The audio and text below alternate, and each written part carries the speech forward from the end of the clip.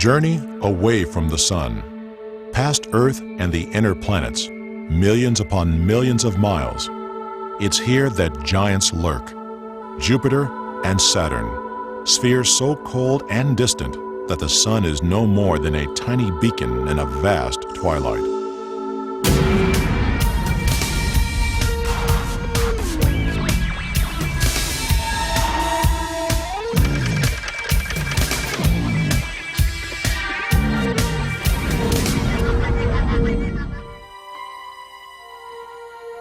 These are the frigid outer reaches of the solar system, the edge of darkness.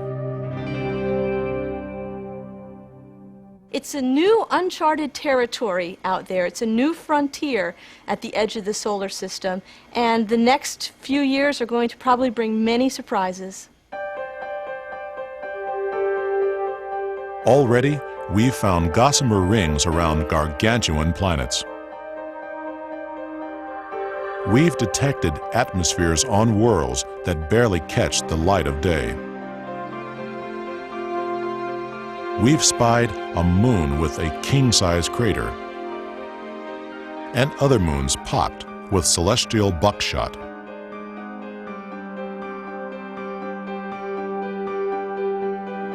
We've seen a planet-sized moon with an icy crust cracked like an eggshell. And beneath it, possibly an ocean warmed by volcanoes and supporting life. The outer reaches are weird and wonderful. Lakes of liquid methane on a moon that resembles early Earth in deep freeze. A moon that spews brimstone.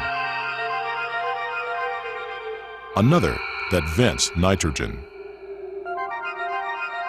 Exotic and eccentric moons. Moons, however rugged, that are mere slaves to their gigantic masters. Masters like Jupiter, a gas bag so big it could swallow every planet and moon of the solar system and still have room to spare. Farther out, Saturn and its spectacular rings, the show-off of the planets.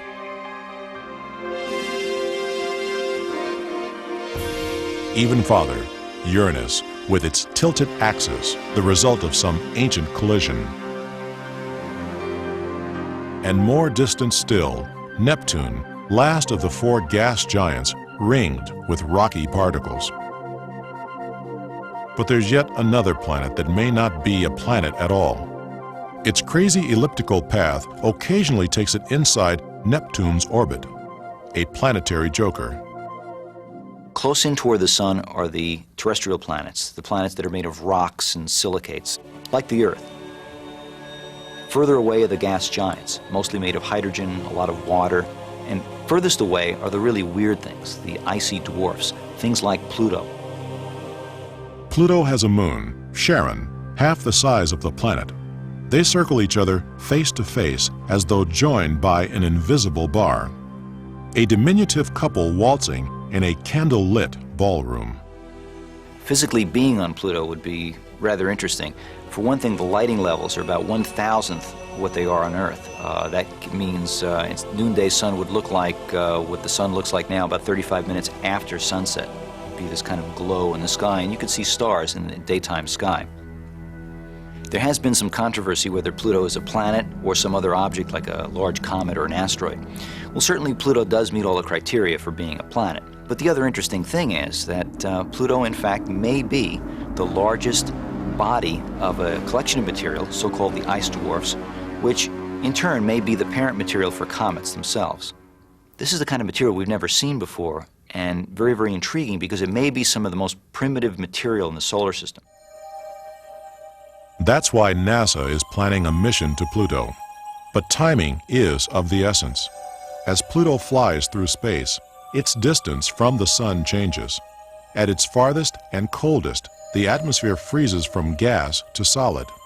The Pluto Express wants to get there while Pluto still has a gassy atmosphere. It's a 4 billion-mile trip, and NASA plans to use another planet as a kind of celestial slingshot. Well, we're trying to launch before the year 2004, and that's to take advantage of Jupiter. But we can do a gravity assist on Jupiter, basically flying past Jupiter in order to push our trajectory toward Pluto. And this saves us flight time, and it also allows us to fly in a cheaper launch vehicle. Pluto Express is a much, much smaller spacecraft. It's about 1/10 the weight, smaller instruments, smaller radios, less power consumption. Everything is utilizing that technology. What we have learned in our explorations of the other planets with the spacecraft Voyager is that the one thing we can expect is we can expect to be surprised. And I think Pluto probably has a very, very high potential for surprises. This desire to explore the outer worlds goes back decades. One of our most successful missions was Voyager. Launched in 1977.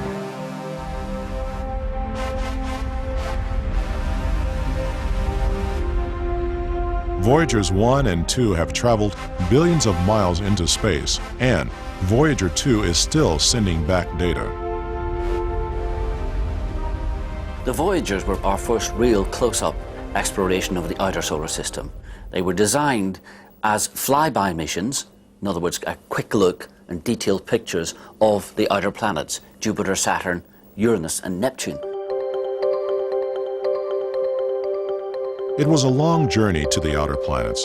The Voyager twins used Jupiter's gravity to accelerate and redirect themselves. Saturn also was a stepping stone, but here the two craft parted company. Voyager 1 moved away from the solar system, while Voyager 2 traveled on to the remote outer planets.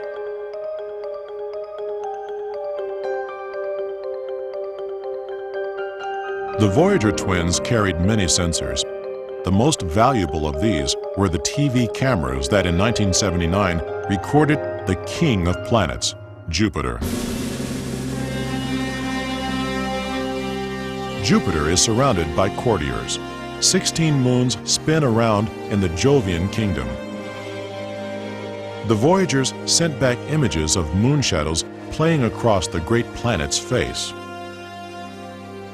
Voyager also witnessed firsthand the storms that raged in Jupiter's atmosphere. Angry clouds of gas in perpetual turmoil race around the equator.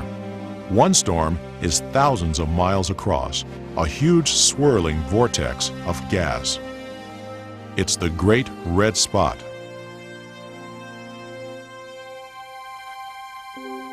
Two years later, the Voyagers presented us with our first good look at Saturn.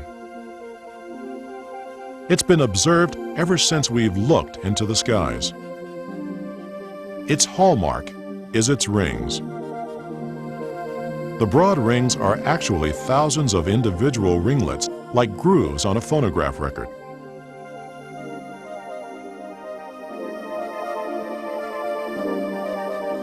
Different-sized particles show up as different colors. Ice the size of peas make up the brown, while finer grains appear white. But the biggest fragments, about the size of a family car, make up the ring closest to the planet. Trillions of icy moonlets that glide around the planet's girth.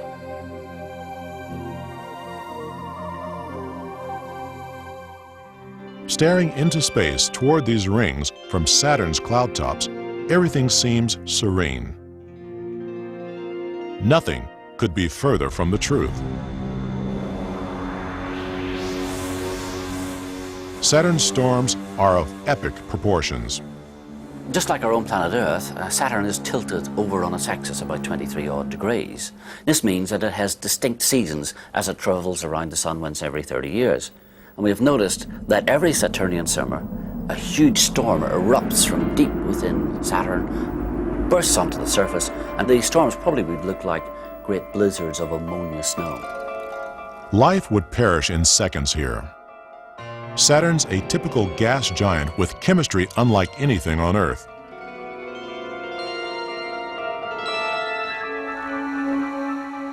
Voyager's pictures were just an appetizer. The upcoming Cassini mission should be a Saturnian feast, named after the Italian astronomer who studied the planet in the 17th century. Cassini will explore Saturn's entire system, rings, moons, and all. Professor Carolyn Porco, Lady of the Rings. What we're hoping to learn from Cassini is how the solar system formed and how the planets formed, and we're going to examine the satellite system and in particular the rings. And we're also hoping to learn about what makes atmospheres tick and how stable they are, what brings about energetic jet streams like we have here on the Earth. NASA isn't alone in this mission. There are 17 countries involved in Cassini. There are something like over 3,000 people in the United States, 1,600 people in Europe that are all pooling their energies to make Cassini a success. It's probably the last of the large unmanned robot spacecraft. We believe we've made Cassini a very reliable spacecraft. In fact, we think its failure rate, if you like, is actually less than that of the Voyager spacecraft that have lasted so well. The Voyagers will be a hard act to follow, but Cassini, with its superior instrumentation, has 2 decades of advances in technology on its side. The plan is to arrive at Saturn in the year 2004.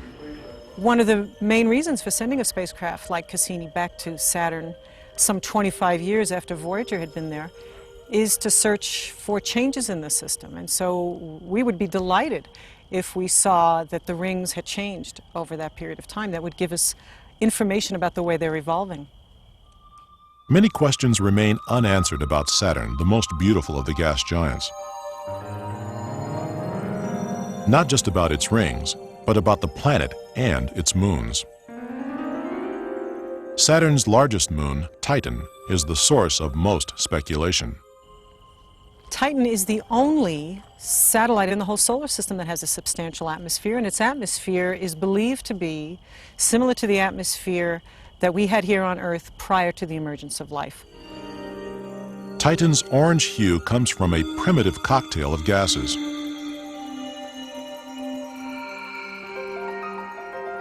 Here, methane snow falls through the nitrogen atmosphere. This is the same chemical duet that played on Earth in warmer climes and older times, 3.5 billion years ago. But on Titan, at minus 300 degrees Fahrenheit, the flint to kindle life was never struck.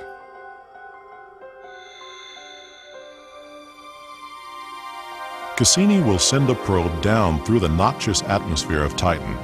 Looking at this primitive, frozen Earth, it will be our telescope through time. For 2.5 hours, it will peer through the veil of Titan's atmosphere. Once landed, it will relay data and pictures, but just for a few minutes. Then, it will be claimed by either the cold or the chemistry of this hostile environment. That's all to come. Cassini won't arrive until the next millennium.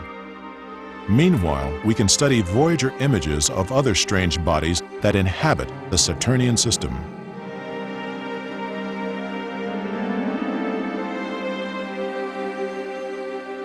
One of the spookiest is Mimas, another of Saturn's moons. Mimas looks like a natural version of the Death Star in Star Wars because one of its surfaces is almost completely dominated by a giant crater.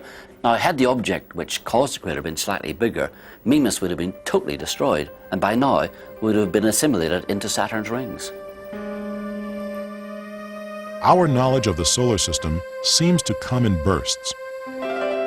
Until 1781, Saturn was the edge of the solar system. And then along comes William Herschel and discovers a brand new planet. Suddenly our world, our whole worldview, was much larger than it had been before. It was a significant step forward for understanding our universe, our place in our cosmos.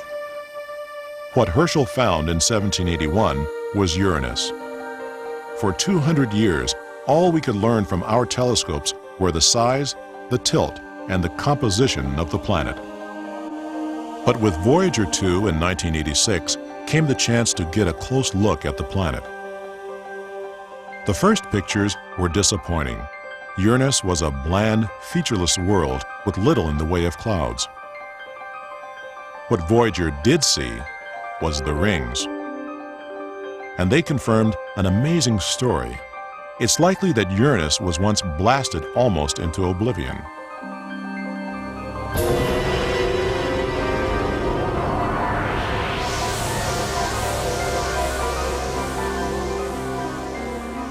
But before the planet became history, a residual core had enough gravity to pull most of the pieces back together into the planet we see today. Its outer rings are the evidence of that cataclysmic event. Voyager surpassed itself when imaging Miranda, one of Uranus's 15 moons.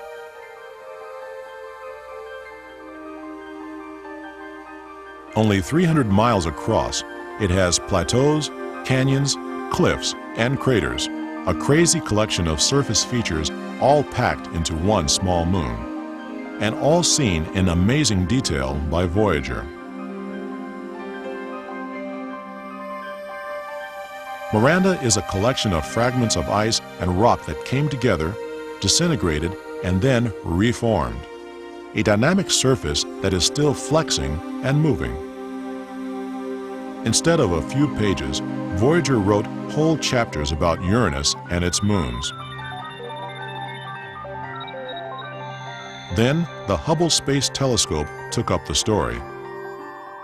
When the Hubble went back and had another look at Uranus, there was an increasing amount of cloud activity, possibly due to changing climate conditions as Uranus goes through different seasonal changes, which should be monitored by the Hubble over the next 20 or 30 years.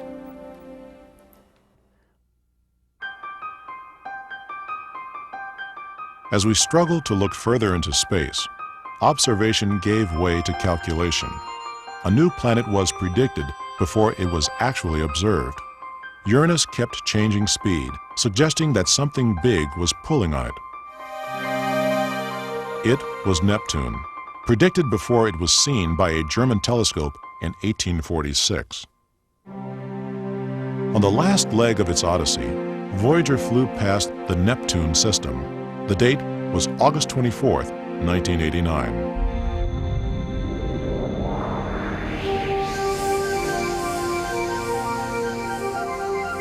Voyager confirmed the existence of yet another ring system. Its images allowed us to paint this picture. The craft came within just 3,000 miles of the cloud tops, its closest planetary encounter. Voyager revealed marvelous, dynamical systems of bright clouds, dark clouds, bands, belts, all sorts of very interesting cloud structure on the planet. Those expecting a dull, frozen planet were in for a surprise. Neptune was alive with colorful weather systems, winds raging at over 1,000 miles an hour, storms that appeared as vast blue spots, one of them larger than the Earth. But 5 years later, Voyager's great storm had gone. In 1994, Hubble found a new one, but in the northern hemisphere. Neptune's moon, Triton. It orbits the planet in the opposite direction of most moons in our solar system. This suggests Triton is an orphan captured and adopted by Neptune, an odd couple, a blue gassy giant, and a frozen icy moon. Voyager saw the coldest body in the solar system, Triton, a moon at minus 400 degrees Fahrenheit. Here, ice is as hard as steel. The lines, hundreds of miles long and about 10 miles wide, are collapsed ditches. Smooth areas, possibly frozen lakes. And there are few craters, evidence of a young exterior being actively renewed.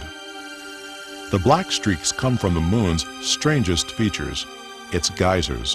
What we seem to be looking at here are geysers, some kind of gas, probably nitrogen, being shot up to about 6 miles high. And then being blown at a 90-degree angle and then traveled many hundreds of miles, if you like, downwind.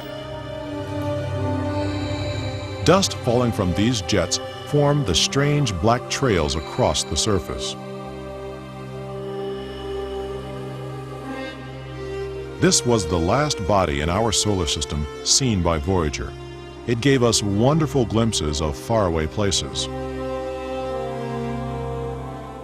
The Voyagers were probably the most successful spacecraft ever constructed and built. Now, they weren't without their problems, but they did their job. But their job was merely to quickly fly past each planet, take a few snaps, and send the pictures back. They were designed to pave the way for the spacecraft that were going to visit each planet and stay there, become a natural satellite, go into orbit around the planet, just like Galileo. This craft was to be part of NASA's next generation of explorers. Designed in the 70s, built in the 80s, it would pay homage to the largest planet. Jupiter is just a fantastically interesting, dynamic place, an entire miniature solar system. Jupiter, we think, is important, specifically because we think it contains some of the same material that made up the original solar nebula from which all the planets in the Sun formed. So if we can measure what the composition of Jupiter is, we think what we're measuring is what the solar system was originally made of. And that's a fundamental piece of information. Galileo will provide extended coverage of how the atmosphere is changing, what goes on in the magnetosphere over time, and allow us to come back very close to each one of the satellites. Throughout the 70s, scientists at the Jet Propulsion Laboratory were designing the most ambitious exploration of the Jovian system. Galileo would ride on a powerful liquid-fueled rocket, the Centaur booster, on a fast trip to Jupiter. Both Galileo and Centaur were to be lifted by the space shuttle into Earth orbit. From there, the Centaur would take over. But on the launch date in the early 80s, neither the Centaur nor the shuttle were ready.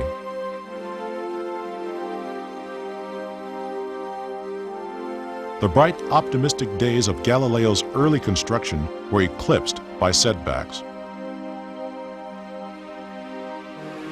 Eventually, both Centaur booster and shuttle were finished. May 1986 was set for Galileo's launch. Just 4 months beforehand, hope turned to despair. In January 1986, tragedy befell the Challenger.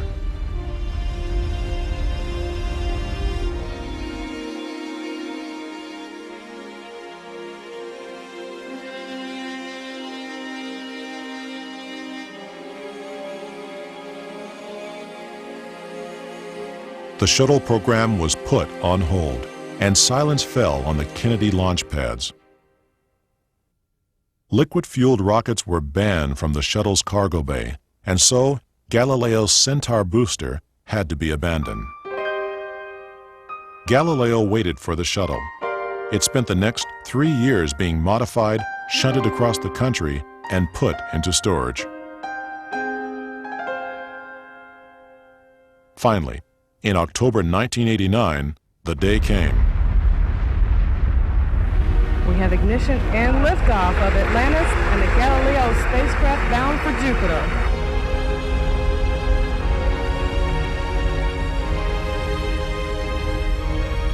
The spacecraft is a part of us.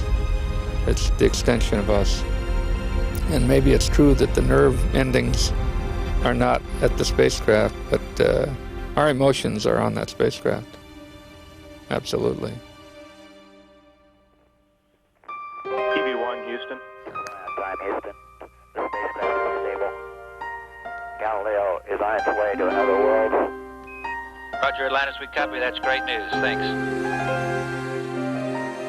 6 days after launch, Galileo and shuttle parted company. But with no powerful Centaur to take Galileo directly to Jupiter, a roundabout path was needed. Galileo would swing by planets and asteroids, picking up speed and direction with each encounter, winding itself up for the final slingshot. Instead of the original 2.5-year trip, Galileo would take 6 years to reach Jupiter.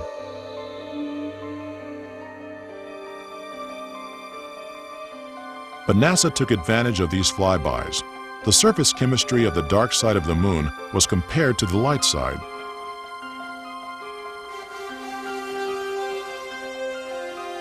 Galileo also took atmospheric measurements of the ozone levels over Antarctica.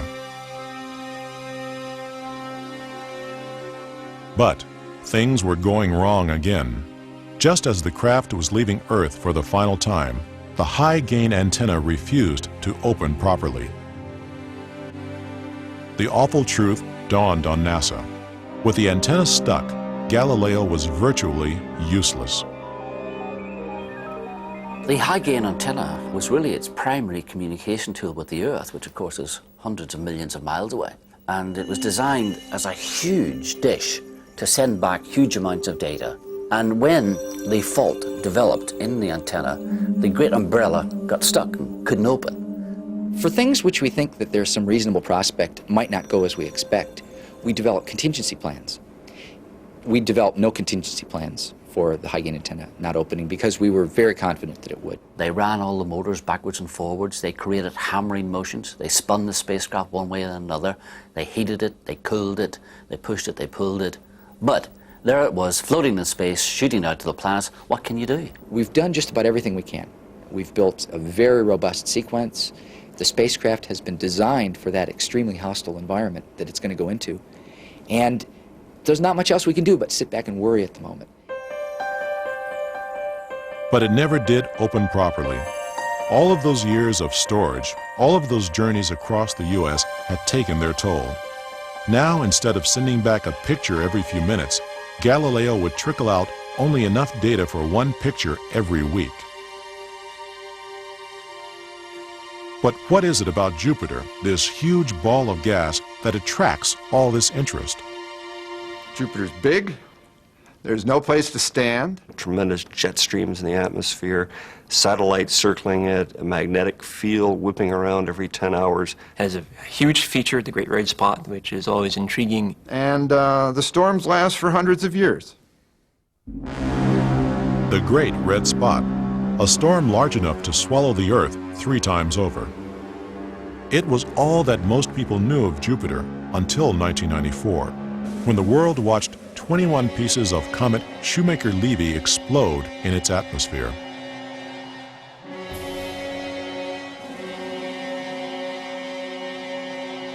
They were fragments of a comet torn apart by a close scrape with a giant planet 2 years earlier.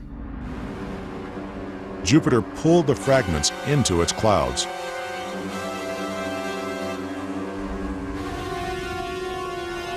These fragments disintegrated in huge explosions in the upper atmosphere.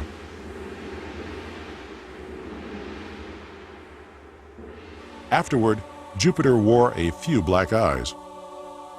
Some expanded to the size of our planet.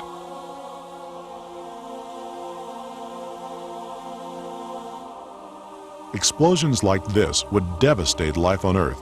For Jupiter, they were no more than a bee sting.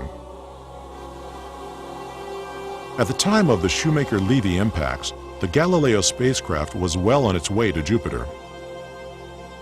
Since Galileo's launch, computing power had mushroomed.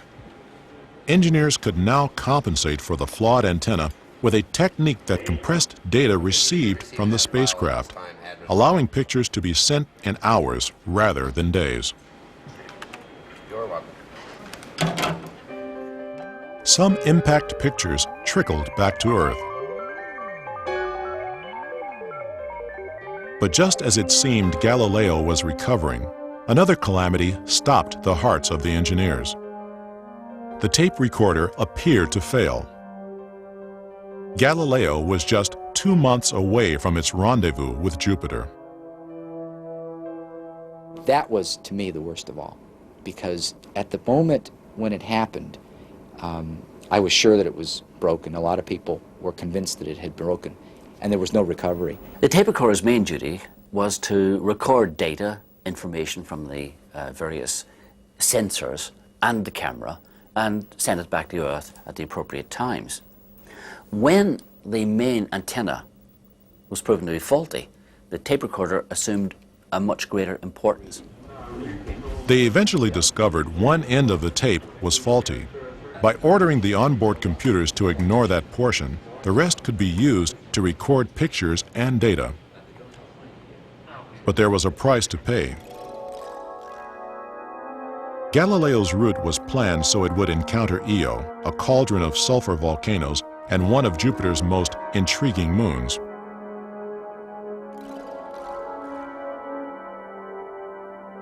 But the fault with the recorder forced a shutdown of the cameras. Galileo flew blind past the moon.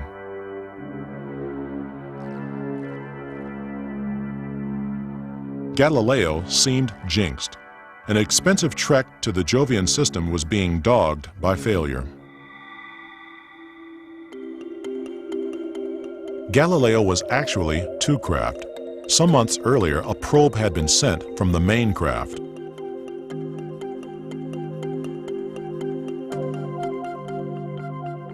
The main craft would go into orbit around Jupiter, while the probe would plunge into the Jovian atmosphere. It was on a one-way trip to vaporization. December 1995, and the probe's about to have its 60 minutes of glory, zipping as much information as it can back to the orbiter before being fried. The probe entry into the atmosphere is the most difficult planetary entry that we've ever attempted. The probe will hit the atmosphere at 106,000 miles an hour. That would take us from the west coast of the United States to the east coast in under 2 minutes. Hurtling down toward the planet, could the probe endure such a drastic deceleration?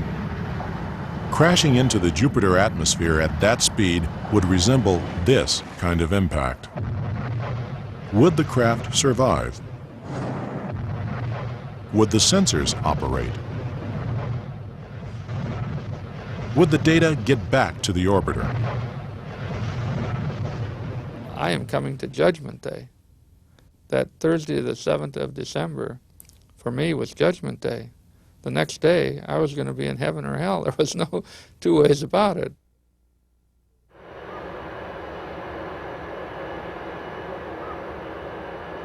From 500 million miles away, to these, our most sensitive ears, would come Galileo's electric whispers. These dishes were to listen for the signals from Galileo as its atmospheric probe underwent its hour of judgment. Scientists here would be the first to know its fate.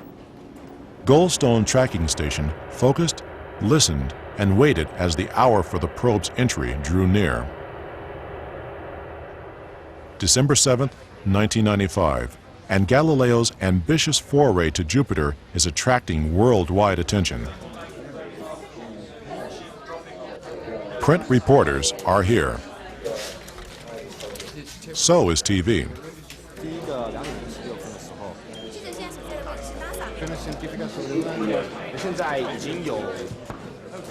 In the conference room, scientists from all over America come together to learn the fate of the mission. With Galileo's track record, the prospects aren't good. We're just about ready to begin. The world is listening to JPL. JPL itself is online to Galileo Control to hear the probe's fate. Systems, this is Probe. Go ahead, Probe. We want to verify that the orbiter has successfully locked onto a signal from the probe. Is that it?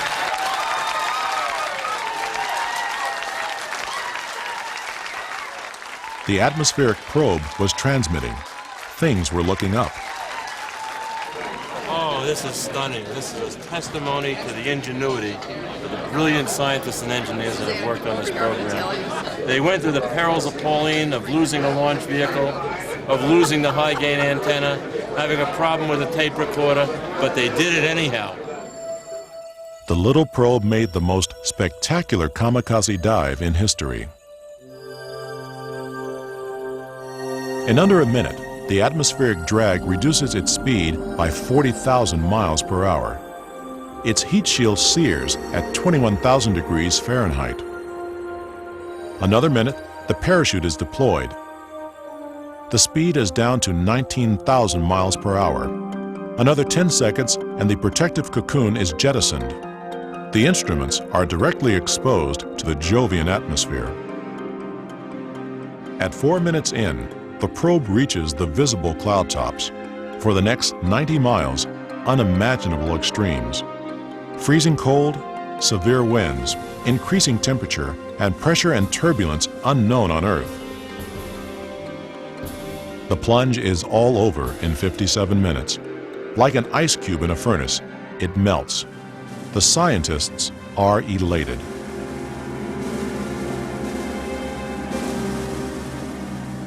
What we learned today was that the probe survived entry, and data is on board the orbiter to tell us about Jupiter, data we've never collected before. The probe measured the winds, measured the chemical constituent, measured water, searched for lightning, and measured the amount of light as the probe descended into the atmosphere. And we found that the winds, which at high altitude on Jupiter are very, very strong, 300 miles an hour, those winds don't die off as you get deep in the atmosphere. They, in fact, get a little stronger, if anything. That's one of the things that tells you, is that the atmosphere of Jupiter is being driven from its fundamental energy sources by energy from within Jupiter, not just from absorbed solar energy at the very top skin of the atmosphere. We expected that water would be the third most abundant molecule in the atmosphere after hydrogen and helium. In fact, the probe found about 5 times less water than we expected.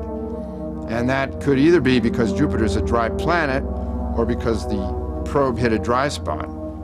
But then, of course, the question is, why should that dry spot persist in spite of all the mixing and activity that's going on in the atmosphere?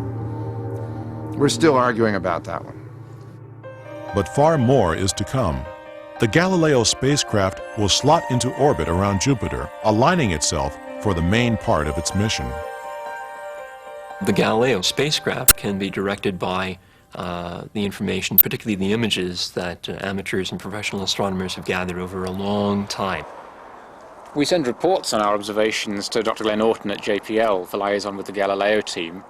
The advantage of Jupiter for amateurs is that the really important characteristic features are big enough to be seen with an amateur telescope. So one can see, for instance, dark spots in the equatorial region, and it was one of those that the Galileo probe went into, and we were able to follow that dark spot for several months before Galileo arrived. So we can give them information that they may actually find useful in planning spacecraft activities. John is a particularly good amateur astronomer in the sense that he helps us collect data from other people as well. So John serves as a conduit, particularly among British amateurs, but also on an international scale. One of the ways in which we get the information from John is through the internet, and that's actually very good for us. We can use it almost immediately and see it almost immediately. No Earth-bound telescope could get pictures as good as these. The Great Red Spot, as seen by Galileo. High-resolution images give this astoundingly detailed view of the long-lived storm system.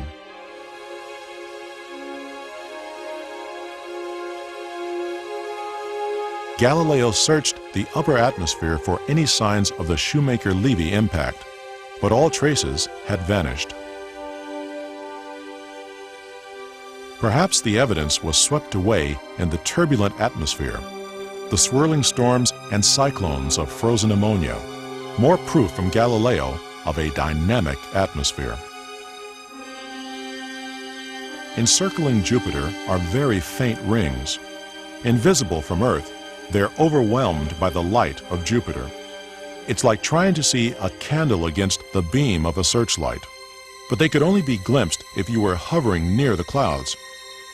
The best time to view them is when they are backlit by the sun. The one major ring measures a few thousand miles across and seems to be made from trillions of tiny dust grains, as fine as cigarette smoke. Particles from constant collisions are thought to keep the ring replenished. Galileo captured Jupiter's rings, but the spacecraft has other appointments to keep. December 1995. Galileo is flung out 12 million miles, but Jupiter's gravity pulls it back and then guides it on the tour through the moons. With each new orbit, the craft would offer new insights. The Voyager explorations in 1979 showed us remarkably that each one of these moons had its own character. They very quickly became like sort of old friends to those of us studying them. Each one had a different face, looked like it had gone through a different history, been beat up in different ways. And we're going to want to see what those things look like when Galileo flies 350 times closer than the Voyagers did. The pictures Galileo sent back were worth the wait. Images of moons never before seen in close-up. Callisto is the most distant of Jupiter's moons. It's also got probably the most cratered and the most ancient surface in all of the solar system. Just one look at Callisto and all you see are craters. Craters from tiny pits to things like this, 10, 20, 30, 50 miles across. This is the center of a huge impact that would have occurred eons ago. It radiates outwards in concentric rings out to a diameter of about 1,000 miles. Galileo saw how Callisto was paying a penalty for being so close to Jupiter. The gassy sphere, with its powerful gravity, sucks in any passing comet or asteroid that strays too close. Callisto is often in the way.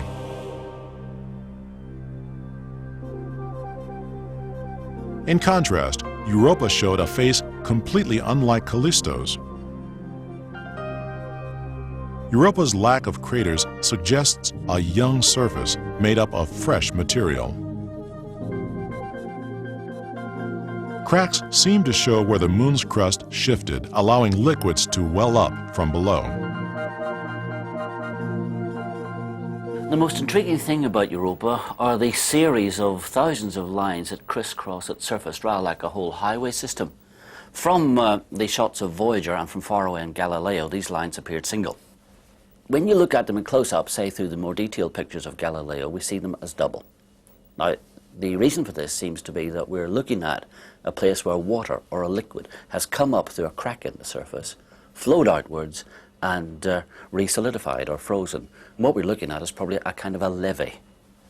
And the levees, or the cracks, are in the order of 400 to 500 feet across. Europa may hold our solar system's biggest surprise: life.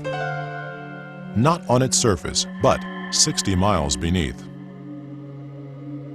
As on Earth, there may be warm oceans with volcanic vents where creatures cluster around, feeding on the nutrients. Surely the next spacecraft to Europa should carry a tiny robotic submarine. Sandwiched between Europa and Jupiter is Io, unique in the solar system, for at its heart is hot, molten sulfur that feeds volcanoes, very strange in this icy realm of frozen gases. Io, where black sulfur marks volcanic vents. Red ash surrounds them and yellow brimstone lava flows in the valleys. A beautiful colored patchwork, but there's always a dynamic volcano to be found. The most obvious manifestation of the volcanism that we see are the active volcanic plumes that we see best against black sky and the bright limb. At least one of Io's volcanoes seems to have trouble keeping put. Prometheus is an active volcanic plume that we saw during Voyager, and very recently from the Galileo images we saw that, lo and behold, Prometheus is still active. It looks roughly the same, only we were surprised to look and notice that it wasn't quite at the same place. It's actually migrated about 75 miles to the west of its previous location. And this is very unusual. On Earth, volcanoes don't move around like this, but on Io, apparently they do. Fountains of sulfur. A plume shoots 150 miles into the sky. A flight over Io would be a magnificent experience. The way in which the active volcanic eruptions respond to the Ionian environment, and that they're very large, that's because of the virtual absence of an atmosphere as well as the lower gravity on Io, so they look very different. With no wind to blow the red ash away, it falls in neat rings around the black vent. This volcanic activity is driven by heat from a strange source. The reason why Io is so volcanically active is because of tidal heating from Jupiter and also from the periodic tugs of Europa and Ganymede, the next two satellites outward from Io. And these bodies together perform a gigantic tug of war. And just as when you bend a piece of metal back and forth, it gets hot, Io is being stretched back and forth and getting hot. Io, the only body in the entire solar system, apart from Earth, to be volcanically active. Io is a fascinating experiment in planetary chemistry and physics, where we take a planet, essentially, and heat it intensely and watch what happens. For the little spacecraft that could, there is no rest. Galileo goes on to Ganymede. Over 3,000 miles in diameter, this is the largest moon in the solar system. It's a mixture of ice and rock. Galileo made a number of passes, and at its closest, the craft came within just 200 miles of Ganymede's frozen surface. This is a Galileo close-up of the moon Ganymede. It's dominated by a fresh, young crater just a couple of miles across, and we can see to this side of it a dark area of material that was thrown up whenever the crater was formed by an impact some time ago. But overall, this picture is rather intriguing because it kind of looks like a close-up of, let's say, an elephant skin. It looks as if it has been pushed and pulled and wrinkled. And that's what we think has happened to the surface of Ganymede. It has been pushed and pulled and wrinkled by forces that we would think of as being ice quakes. Ice quakes? Galileo returned surprising images of fault lines as it scanned Ganymede's heavily disrupted surface.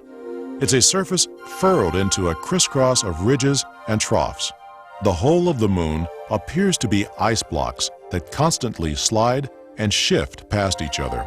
One of the close-up images of Ganymede from Galileo revealed a rather beautiful line of craters running right across the surface.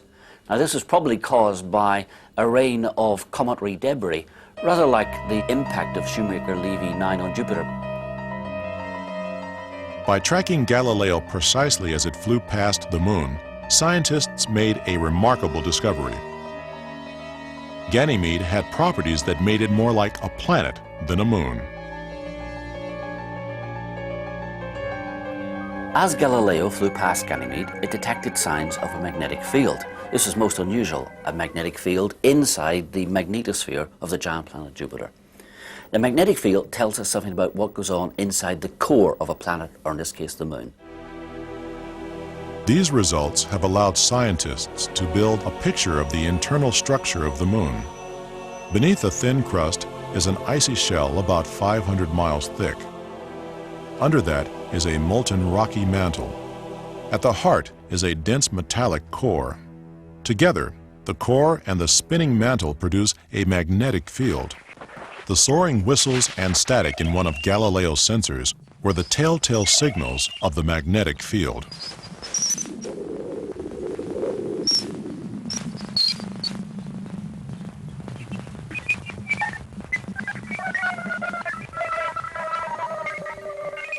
Galileo signing off for the time being. So far, the Galileo story contains chapters of astonishment, disappointment, and elation. The pictures that Galileo has returned have been excellent. I mean, in terms of quality, they have been every bit as good as we all had hoped. What we haven't got is the quantity, but it's quality that counts. Despite a number of setbacks on the Galileo spacecraft, the high-gain antenna failing to open up, a filter wheel getting stuck on one of the instruments, another instrument failing at certain points when it's too close to the planet and gets hit by radiation. It's like riding along with the little engine that could. Despite a number of setbacks, we're still chugging along and getting over that hill onto the other side of the mountain. Galileo will carry on, using its thrusters and gravity to maneuver itself past planet and moons. Although it won't tell us everything we want to know about the Jovian system, each new piece of data will help us paint a clear picture of Jupiter's realm. Because space holds as many questions as it does stars, we will continue to send out explorers. It's in our nature to inquire how the universe came to be. With each outward step, we come a little closer to comprehension. While we may not learn the answers in our own lifetime, we lay the foundations of understanding for generations to come. We should be thinking in the long term, and in exploring the Saturn system or any of the other planets in our solar system, what we're doing is we're gathering information. We're filling the libraries on Earth with information about our celestial neighborhood. Some questions still remain. We don't yet know what the colors of Jupiter are made from. What are the materials there? There are still questions about Jupiter that will want us to go back. Some explorers we send into the depths of space may, like the Voyager missions, have a second task. With each passing day, the Voyagers move almost 1 million miles farther away from home. The craft bear the signature of their creators, in the hope that one day another form of intelligence will find them. An inscription tells of life on our small blue planet. The Voyagers also carry the sounds of human life, hellos in 60 languages, and music, Mozart's Magic Flute and Chuck Berry's Johnny Be Good.